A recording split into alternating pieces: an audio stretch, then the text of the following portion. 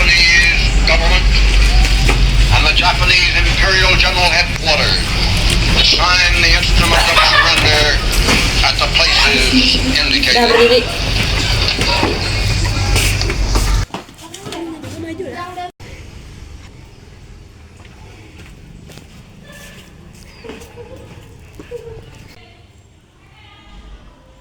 Kita di sini untuk melancarkan rencana kita menuju ke gerbang kemerdekaan Indonesia.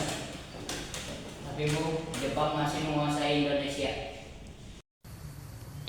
Sore hari, setelah mendengar berita kekalahan Jepang, Sultan Syahrir dan para pemuda mengadakan rapat di Jakarta.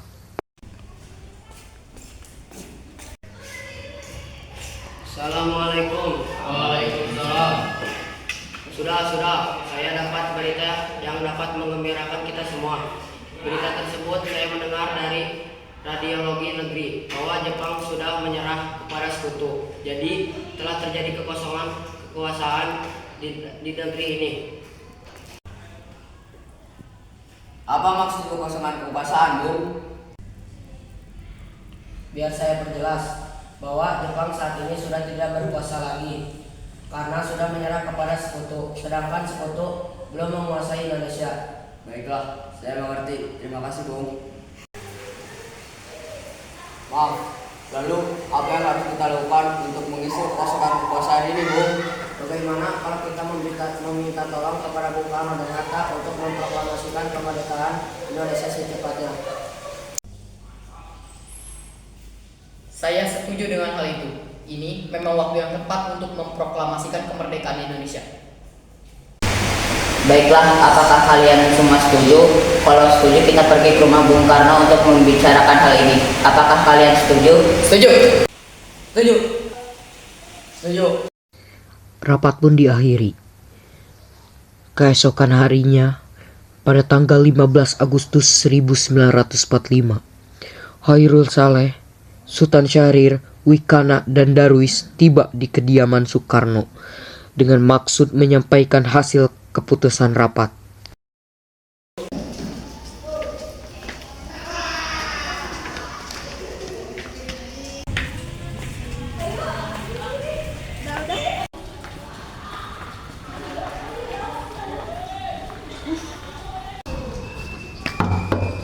Assalamualaikum. Waalaikumsalam, ada apa? Apakah ada Bung Karno di dalam? Ya ada, silakan masuk.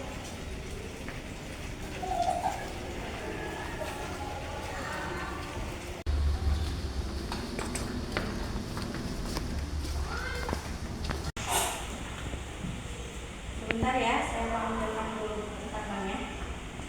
Iya. Bapak ada yang ingin menemuimu. Ya, siapa Bu? Para pemuda yang ingin berbicara penting kepadamu. Baiklah, saya akan pergi ke sana.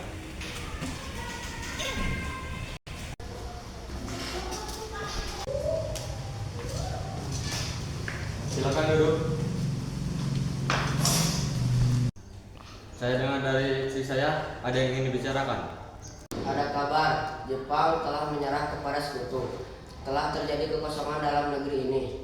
Maka kami kemarin sudah mengadakan rapat dan hasilnya setuju untuk meminta Bung Karno dan Hatta untuk segera memproklamasikan kemerdekaan Indonesia secepatnya. Secepatnya. Mungkin akan saya rundingkan dengan anggota PPKI yang lainnya. Tidak bisa. Karena ini merupakan waktu yang tepat untuk memproklamasikan kemerdekaan Indonesia. Apakah kalian tidak memikirkan bahaya yang akan kita dapat saat memproklamasikan kemerdekaan? Justru itu, saat ini Jepang bukan penguasa Indonesia lagi. Jadi untuk apa kita menyanyiakan kesempatan ini? Saja, setelah kita bicarakan dengan anggota PPKI yang lainnya. Saya tidak berharap jika Anda melakukan rapat PPKI, karena saya takut jika Jepang mengetahui rencana tersebut, karena itu akan menghalangi Indonesia merdeka. Tapi Bung, kami tidak ingin merdeka oleh Jepang. Tapi PPKI adalah satu-satunya cara untuk memerdekakan Indonesia. Baiklah, berikan saya waktu untuk berunding kepada golongan tua. Meski berat hati dengan keputusan Soekarno, para pemuda yang telah meninggalkan kediaman Soekarno tetap tidak putus asa. Mereka menyusun strategi bagaimana membujuk Soekarno dan Hatta untuk memproklamasikan kemerdekaan sesegera mungkin. Akhirnya, mereka memutuskan untuk mengasingkan kedua tokoh tersebut ke Rengas Dengklok agar terhindar dari pengaruh Jepang di Jakarta.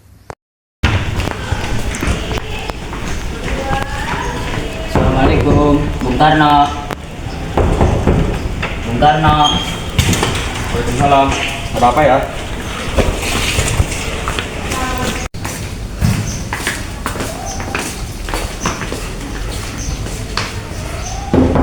Assalamualaikum, Bung Hatta. Bung Hatta. Waalaikumsalam. Ada apa ini? Ada apa ini?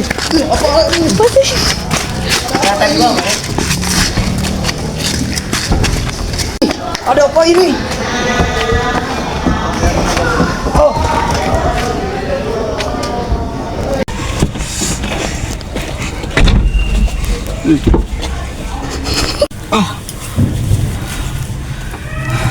Mengapa saya dibawa ke sini?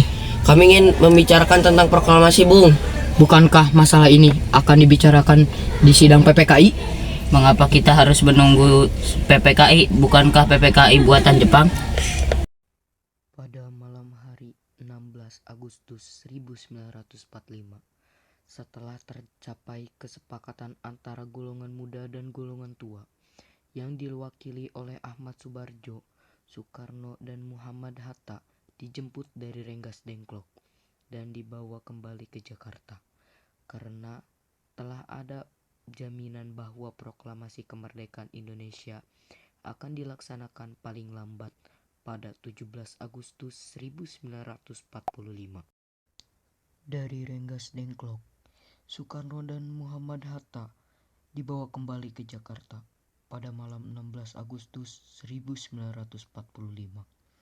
Lalu menuju rumah Laksana Maeda di Jalan Imam Bonjol nomor 1 yang kemudian digunakan sebagai tempat perumusan naskah proklamasi kemerdekaan Indonesia.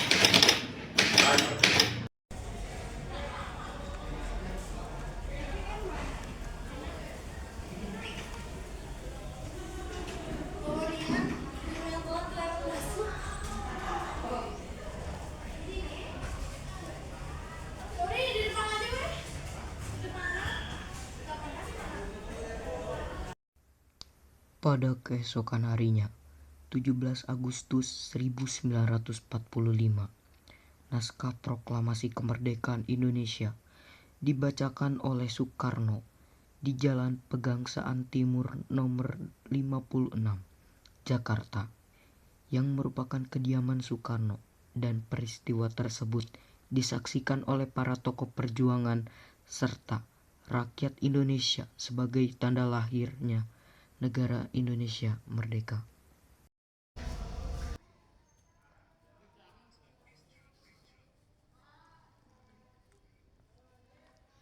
Proklamasi kami, bangsa Indonesia, dengan ini menyatakan kemerdekaan Indonesia.